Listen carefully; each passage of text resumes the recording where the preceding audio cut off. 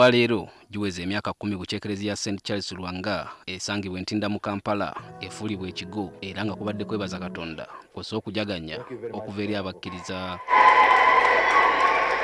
Wadde ng'obunene bw'ekereziya esangibwa ku kigo kino buwuniikiriza abalabi olw'obungi bw'abakkiriza abeetabye mu kusoma mmisa y'olwaleero, abatesiteesi baawaliriziddwa okuteeka weema wabweru kyokka nga nazo tezimala era nga waliwo abalabiddwako nga batudde mu kyangaala. Okunekanekana kw'abakkiriza wamu n'engeri kwaya gy'ebadde ekolobyamu ennyimba nga wamma okakasiza ddala nti St. Charles Lwanga esajja kudde.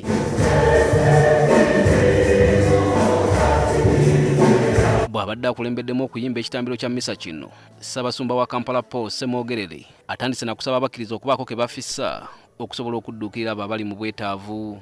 Tubeera omutima omugabi eri bannaffe, abanaku bangi abatuliko abalina ebizibu abadaaga ate ffe obuzibu buli wano ali n'abanaku twongera kubono nabo kubakozesa nga n'obutono bwe balina tububajjako. Ssaabasumba era asabye abakuumaddembe okukomya okutulugunya abantu kw'ossa okwenyigira mu bikolwa eby'obuli bw'enguzi naddala mu biseera eby'ennaku enkulu.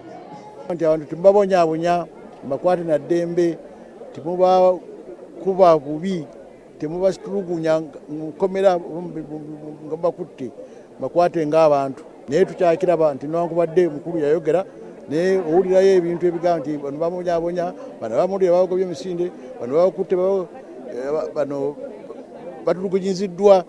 Mu bimu ku ebyo ebituukiddwako mu myaka 10, ekigo kya St. Charles Lwanga kyazimbye ekizimbe ki Karoli Lwanga Tower nga kino kyakuvangamu ensimbi ezinayambako mu kuddukanya ekereziya. Myezi 15 tusobodde okuzimba Karoli Lwanga Towers ku biliyoni 9, ntuzimba ne Grotto yeriwo wano yokka mu Africa. Peter Serugo, NTV ku ssaawa emu.